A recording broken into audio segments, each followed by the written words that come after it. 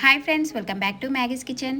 ఈరోజు మన కిచెన్లో గోధుమ పిండితోటి ఈజీగా చేసుకునే టేస్టీ బిస్కెట్లను మీతో షేర్ చేయబోతున్నాను.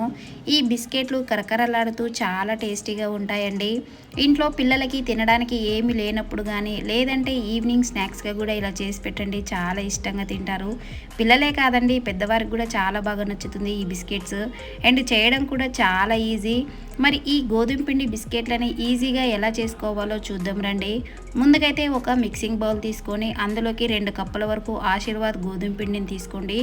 ఇక్కడ మీరు గోధుమ పిండికి బదులుగా మైదా పిండినైనా యూజ్ చేసుకోవచ్చు. ఇలా మనం తీసుకునే 2 కప్పుల గోధుమ పిండికి అరకప్పు వరకు బొంబాయి రవ్వను తీసుకోవాలి. మనం చేసే బిస్కెట్లు కరకరలాడుతూ క్రిస్పీగా రావాలంటే బొంబాయి రవ్వను తీసుకోవాలండి. అలాగే ఇందులోకి చిటికెడు ఉప్పు కూడా వేసి ఒకసారి ఇదంతా బాగా మిక్స్ చేసుకోండి. ఇప్పుడు ఒక మిక్సీ గిన్నెని తీసుకొని ఇందులోకి కొద్దిగా ఎండు కొబ్బరి ముక్కల్ని వేసుకోండి.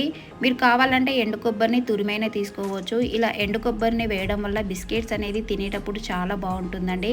అలాగే ఇందులోకి మంచి ఫ్లేవర్ కోసం ఒక 2-3 యాలకులు కూడా వేసి ఒకసారి మూత పెట్టి గ్రైండ్ చేసి తీసుకోండి.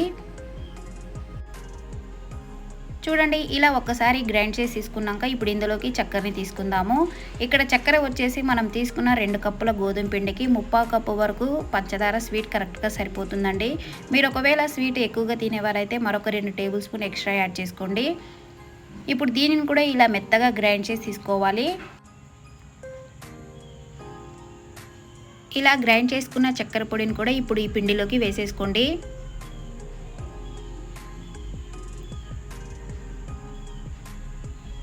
ఇప్పుడు ఇందులోకి ఒక 2-3 టేబుల్ స్పూన్ నువ్వులని, అలాగే సన్నగా చాప్ చేసుకున్న ఒక 2 టేబుల్ స్పూన్ డ్రై ఫ్రూట్స్ని, ఇక్కడ మీకు ఇష్టం వచ్చిన డ్రై ఫ్రూట్స్ని వేసుకోవచ్చండి. మీ దగ్గర ఒకవేళ ఉంటే సోంపును కూడా యాడ్ చేసుకోండి. అలాగే ఒక 2-3 టేబుల్ స్పూన్ దాకా నెయ్యి కూడా వేసి నెయ్యిని పిండికి బాగా పట్టేటట్టు కలుపుకోవాలి.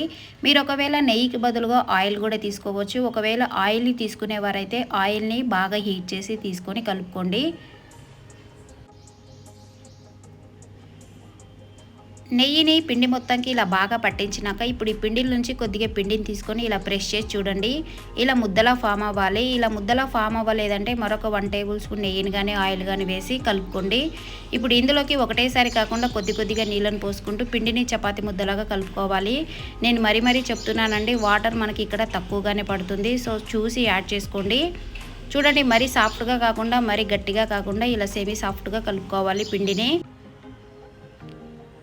ఇప్పుడు ఈ పిండిల నుంచి ఇలా కొద్దిగా పిండి ముద్దల్ని తీసుకోండి.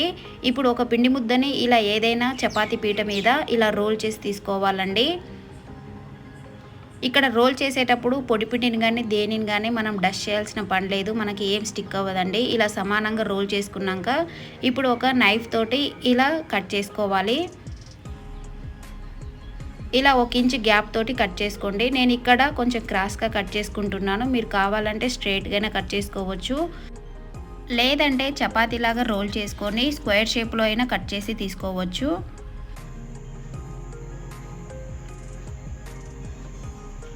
ఇక్కడ చూడండి, మరీ మందంగా కాకుండా మరీ పల్చగా కాకుండా ఇలా మీడియంలో కట్ చేసుకోవాలి. జస్ట్ ఇలా ఫింగర్స్ తోటి ఇలా జస్ట్ ప్రెస్ చేయండి, మరీ ఎక్కువగా ప్రెస్ చేయకండి. ఇప్పుడు వీటిని ఒక ప్లేట్లోకి తీసేసుకోండి. అలాగే మిగిలిన పిండిని కూడా ఇలా రోల్ చేసి కట్ చేసుకోండి 1 ఇంచ్ గ్యాప్ తోటి. మీకు ఒకవేళ ఎడ్జెస్ని వద్దనుకుంటే మిగిలిన పిండిలోకి కలుపుకొని కట్ చేసుకోవచ్చు. చూడండి, అలాగే స్లోగా ఇలా ప్రెస్ చేసుకొని అన్నిటిని కూడా ప్లేట్లోకి తీసేసుకోవాలి. ఇలా మొత్తం ప్లేట్లోకి తీసేసుకున్నాక ఇప్పుడు డీప్ ఫ్రైకి సరిపడా ఆయిల్ తీసుకోండి. ఆయిల్ మనకి ఇలా మీడియంలో హీట్ అయినాక ఇప్పుడు ఒక్కొక్కటిగా నెమ్మదిగా ఆయిల్లోకి వేసేసుకోవాలి. మీ కడాయి సైజుని బట్టి ఎన్ని అయితే పడుతుందో అన్నీ వేసేసుకోండి. ఫ్లేమ్ని కనుక హైలో పెట్టి ఫ్రై చేశారంటే పైన తొందరగా మాడిపోయి లోపల పచ్చిగా ఉండిపోతుంది. సో మీడియం ఫ్లేమ్లోనే ఫ్రై చేసుకోవాలండి. వీటిని వేసిన వెంటనే అస్సలు కలపకండి. ఒక 30 సెకండ్స్ అలా వదిలేస్తే ఇవి ఇలా పైకి తేలుతుంది. అప్పుడు ఇలా ఏదైనా చిన్న స్పూన్ తోటి ఇలా నెమ్మదిగా కలుపుకుంటూ ఫ్రై చేసుకోవాలి. మీరు ఒకవేళ పెద్ద గరిటెతోటి కలిపినట్లయితే బిస్కెట్స్ అనేది విరిగిపోతుందండి. అందుకే ఇలా చిన్న స్పూన్ తోటి కలుపుకుంటూ ఫ్రై చేసుకోవాలి. చూడండి ఇక్కడ బిస్కెట్స్ అనేది ఇలా లైట్ గోల్డెన్ కలర్లోకి వచ్చినాక ఇప్పుడు ఆయిల్ నుంచి పక్కకు తీసేసుకోవాలి. ఇవి చల్లారిలోపు మనకి ఇంకా కలర్ అనేది చేంజ్ అవుతుందండి. అలాగే ఇవి ఆయిల్ నుంచి తీసిన వెంటనే మనకి ఇది చాలా సాఫ్ట్గా ఉంటుంది. ఒక 5-10 నిమిషాల తర్వాత క్రిస్పీగా అయిపోతుందండి. అలాగే మిగిలిన వాటిని కూడా సెకండ్ బ్యాచ్ కిందకి వేసుకొని ఫ్రై చేసుకొని తీసుకోవాలి. అంతేనండి, చాలా సింపుల్గా గోధుమ పిండి బిస్కెట్లు రెడీ అయిపోయింది. ఇవి తినేటప్పుడు కొబ్బరి ఫ్లేవర్ కానీ అలాగే నువ్వుల ఫ్లేవరు, డ్రై ఫ్రూట్స్ ఫ్లేవర్ మనకి చాలా బాగా తెలుస్తుందండి. సో మీరు కూడా తప్పకుండా ఇలా ట్రై చేయండి. ట్రై చేశాక మీకు ఎలా కుదిరిందో నాతో షేర్ చేసుకోవడం అస్సలు మర్చిపోవద్దు.